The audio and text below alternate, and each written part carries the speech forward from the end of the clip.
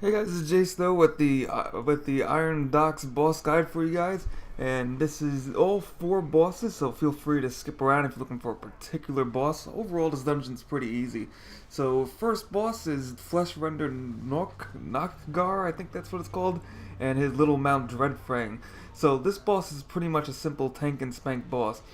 And so you just have the tank grab aggro, make sure you have the aggro on both Dreadfang and what do you call it, the fleshrender, because I actually made the mistake of losing the fleshrender in the big wall of fire, and you pretty much just tank them from there. So the burning arrows is pretty much the main mechanic. Does a ton of damage. He also does reckless provocation, where you don't want to hit him during that, because otherwise you get feared. So you just don't want to hit the boss during reckless provocation. So otherwise, just to sum this quick boss battle up is stay out of the fire arrows. Feel free to kite them around if there's a pretty large area to kite them around with, so it's not too bad. And during reckless provocation, just make sure you don't hit them, otherwise you get a quick fear, but usually your group, depending on your group's item level, you can just breeze through this even if you mess up a bunch of times. So as you can see there, he's kind of also glitched, like he's trying to ride into the floorboard below, so I don't know what's up with that. Our next boss is the Grimrail Enforcers. So this is a kind of annoying boss because there's three separate bosses. So the first one we want to take out is the caster. So what the caster does is she puts up a shield that if you hit the shield, she gains health. I'm not sure how much health, but she gains health every time you hit the shield. So you need to make sure your group is not hitting the shield. The third guy is an engineer, and he'll just drop bombs and traps. So the traps will stun you for about 2 seconds, and the bombs will deal a lot of damage. But you can easily see them and move out the way. So right here, the sanguine spear, I think that's what it's called, is cast, and you don't want to hit that target for any of the duration, because otherwise he just absorbs it. And the last guy I've got to talk about is the melee warrior. So the melee warrior will just pretty much focus on random targets and start unleashing AoEs like a frontal cone. Actually, I shouldn't say cone. Frontal wave of fire sword attack, which is pretty easy to dodge. Then there's flaming slash, where he'll pick a certain area, look at it, and then he'll do a spinning attack in that direction. But it doesn't really do it. I mean, it does do a decent amount of damage, but it's not. He's almost like just a little nuisance compared to the other two, so you don't have to worry about him too much. Once the caster is down, you want to kill the engineer next, because the engineer can get very annoying and you still have a chance of dying in the group if you have the engineer still up. But once you have the engineer down, you're most likely good to go, and then you just gotta kill the last guy. So the last guy is just absolutely simple. You just pretty much dodge the fire attacks, and it's like good to go. Pretty much easy piece of cake. Just move out of the way. Healers should have no problem. As you can see here, actually, almost everybody has 100% health, so it's like, just sit back, relax, click a few buttons, and you'll have your boss down in no time. Now, I don't think, that boss didn't drop any loot, so I didn't show any loot for that.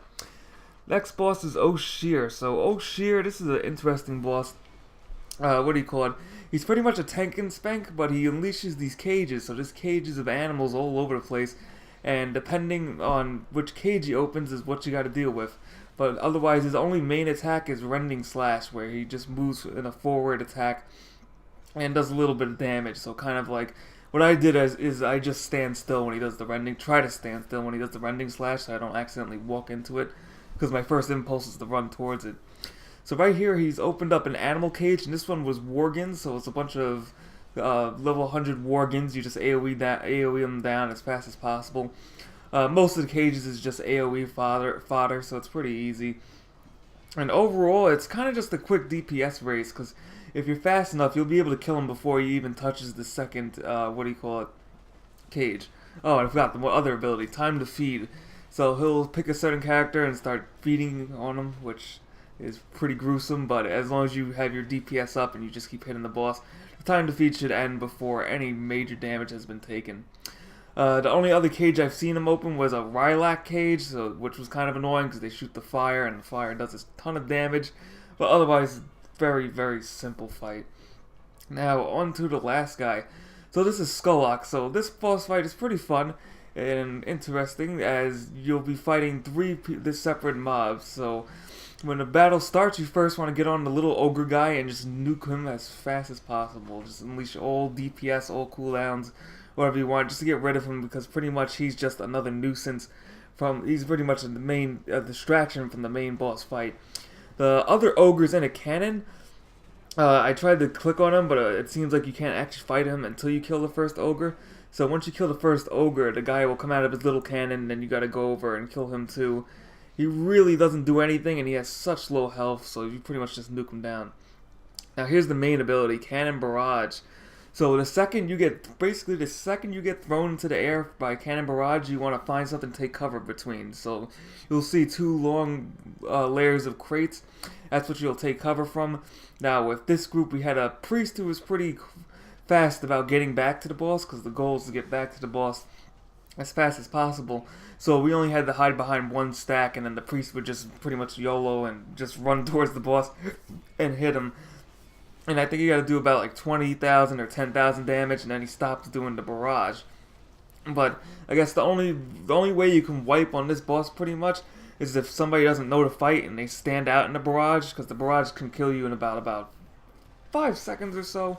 So otherwise, it's not really a hard fight, and then it just pretty much continues over and over again. So he does Groan Smash, you get smacked back, you can hide between the left and the right boxes, also the left and right little containers, and as you can see, it does about 23,000 damage to me, and it's just a hail of bullets, and then you want to try to rush. So right here, we're like, are we gonna make it? We're like trying to use attacks, and then we actually do get in the middle of a barrage, so that was pretty close. But otherwise, easy boss fight.